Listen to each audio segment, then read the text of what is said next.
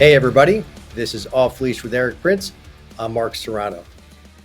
So Eric, yet again, we've got uh, the rolling in and out of government into corporate America, lobbying for foreign interests. With this headline, former U.S. officials work for Chinese clients stirs concern over disclosure loopholes regarding Loretta Lynch, who we know was Barack Obama's attorney general. And it looks like she's got herself some work with a Chinese drone company that's come under scrutiny over its alleged ties to China's military. So, Eric, look, this is just another enemy of America. And I wanted to take this as an example to talk about the many enemies of America. Loretta Lynch is just the latest, but let's start with her and let's move on to others such as Chevron and how they're working against American interests for their own corporatist objectives. Yeah, well, Loretta Lynch, former attorney general, supposed to be the chief law enforcement officer of the United States, is a paid advocate for DJI, China's largest drone maker, also the largest maker of their drones used as attack drones by the PLA, and they are. I think she's advocating for them to be allowed to compete for U.S. Pentagon contracts, and so that's actually what she's litigating and disputing against the Pentagon for. This is unbelievable. The gall of the people that are as paid lobbyists to advocate for things that are so patently obvious against the interest of American security. I wonder how much she's paid and what is the cost of flipping on America like that. Yeah, and so what's very interesting is, according to this report, it appears as if she is not filed under the Foreign Agents Registration Act because that includes an exemption for commercial activities and legal representation, which seems like a real joke to me. But of all the companies to represent, of all the foreign companies, Eric, to represent in this day and age, a Chinese drone company, especially when we learned about China sending their weather balloon over the U.S. in early 2023. Clearly, they're testing us and looking for opportunities. And she's representing that company and that technology. It's outrageous, but it's just so typical of these Washington elites who will trade in their experience and their prestige and their relationships. By the way, relationships is the most important thing I think she's trading off of, just like Hunter Biden did when his father was vice president. Well, DJI, the Chinese company, is also providing tens of thousands of drones per month to the Russian armed forces, which they are modifying and sending into battle in Ukraine. So, yeah, it's like Rolodex treason. It's a Rolodex, renting those relationships, using that influence, and navigating the U.S. system to literally the highest bidder. In this case, I do wonder what the bid price was for her legal representation.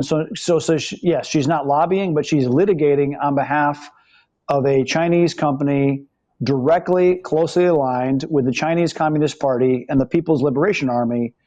Not a good look. In Venezuela, again, we've touched on this before. But there was sanctions against the Maduro regime because they've been stealing the elections now for the last 25 years in Venezuela. And they cynically last fall agreed with the Biden administration that the Bidens would drop sanctions in exchange for them having an election. So they had this election this last July 28th in Venezuela. Sanctions were removed, and sure enough, the Socialist, the Maduro cartel, stole the election. Now, as part of those sanctions being removed, companies like Chevron and Sargent Oil were granted waivers to be operating and pumping Venezuelan oil, making tens, hundreds of millions of dollars from that. And to this day, are still doing so, even though it's blatantly obvious that the Maduro cartel stole the election. This one, they lost by 40 points. The opposition won 70% of the votes. Maduro and his cronies won 30% of the vote. So literally a 70-30, clearly a lopsided loss, but the Maduro cartel is being enabled to stay there by lobbying money paid to more Washington lobbyists by Chevron and by Sergeant Oil.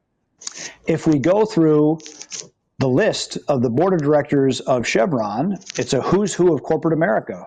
People like the former CEO of Lockheed Martin.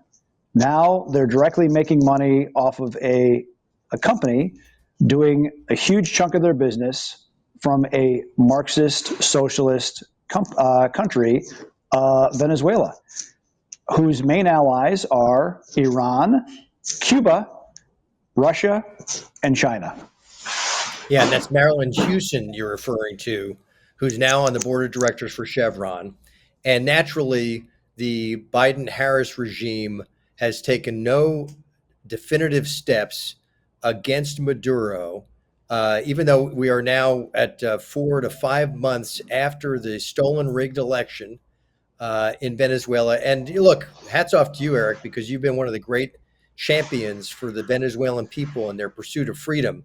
And I just hope that time will be an adversary for Maduro, and eventually we can get him taken out and get the people in charge, like in other countries, in El Salvador and Argentina, in South America, where we've got great success stories where the people got freedom and economic prosperity is coming back. Yeah. But again, freedom in Venezuela is not promoted or enabled by U.S. companies selling out to the highest bidder and taking money from a Marxist dictatorship, which is what it is. Look, the Maduro cartel has stolen the last 3 elections, this one even more blatantly obvious than the others, having lost it 70-30, still ignoring the will of the people. That by definition is a dictatorship. They've incarcerated thousands and thousands of people. It's unacceptable, and it cannot be allowed to stand and persist. And again, companies, whether it's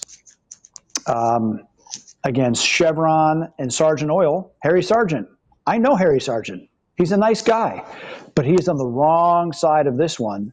And I'm sure when the Venezuelan people are actually breathing free again, they're going to remember who was enabling the socialist dictatorship to keep power over them. And they will remember who their friends are. And Sergeant Oil and Chevron and the board members of Chevron are clearly not friends of freedom. Well, and we see the fruits of socialist policies just this week in Cuba, where they had yet another nationwide blackout. No energy production at all in the state of Cuba. Yeah, look, Cuba is just farther along down the spiral than Venezuela is. Cuba is a full-on Marxist, socialist, Bolshevik-run country along the lines of what the Soviet Union was, and they are collapsing. They're hungry. Look, I go to Miami and I have Cuban taxi drivers that say that they have to send bags of sugar to their family members in Cuba. Now imagine, Cuba was known for growing sugar for the rum trade, and now they can't even get something as basic as sugar in Cuba that has to be sent to them from their family members in Miami. Cuba is truly a socialist hellhole, and it's spiraling, and I hope the people of Cuba will rise up and rid themselves of their Marxist oppressors soon. A free Cuba without the nonsense of the socialist revolution would be a very good thing for the Western Hemisphere, and it would even go further to get rid of both Venezuela and Cuban communist dictatorships. Enough. Yeah, and here's let's exit on this topic, Eric, with our discussion about enemies of America here on Off Leash. It seems obvious to me that a company like Chevron, Sergeant Oil, and now this case with Loretta Lynch, the former Attorney General of the United States, representing the drone manufacturer from China, seems to me like this is just a classic case of they knew they would get away with it under this Biden-Harris regime. The mice will play while the cat's away because Joe Biden is asleep at the wheel and Kamala Harris is trying to replace him running for president right now. Obviously, we need some major reforms. I will venture to guess that Loretta Lynch probably still has her security clearance intact, just like the 51 former intelligence officials who were able to successfully help stifle the Hunter Biden story, the laptop story, in October of 2020 that the New York Post published, and they claimed that it was Russian disinformation. They have their security clearances, and those should be stripped from every one of those guys, from Loretta Lynch and anybody else who is trading their prestige and their contacts. Like you said, I love this phrase about Rolodex treason. We're going to add that to our list of Prince-isms. But clearly, we need some major reforms to get this revolving door shut. Yeah, and the ridiculous thing about the Hunter laptop story is many of them still claim that they were right in claiming that, even though Hunter Biden and his attorney have sued the computer repair shop to get their laptop back. So the disconnect there is amazing. That whole the letter with the 51 intelligence officials, it was all just a psyop. It was a lie in the middle of a campaign to cover up a really ugly blemish against the Biden family and to keep the truth from coming out. And again, shame on them, enemies of freedom. Yeah, and by the way, that PSYOP was engineered and led by no other than the current Secretary of State, Antony Blinken. Yeah, and allowed to get away with it by a very compliant, complicit mainstream media. Shame on them all. Yeah, and for his good work in that campaign, he got a promotion. Well, I think we need to strip some security clearances from all these traitors of America that we've been discussing here on Off Leash. But that's it for this discussion today. Don't forget to get your unplugged phone at unplugged.com/off leash. We look forward to the next time. That's it for us here on Off Leash with Eric Prince. I'm Mark Serrano.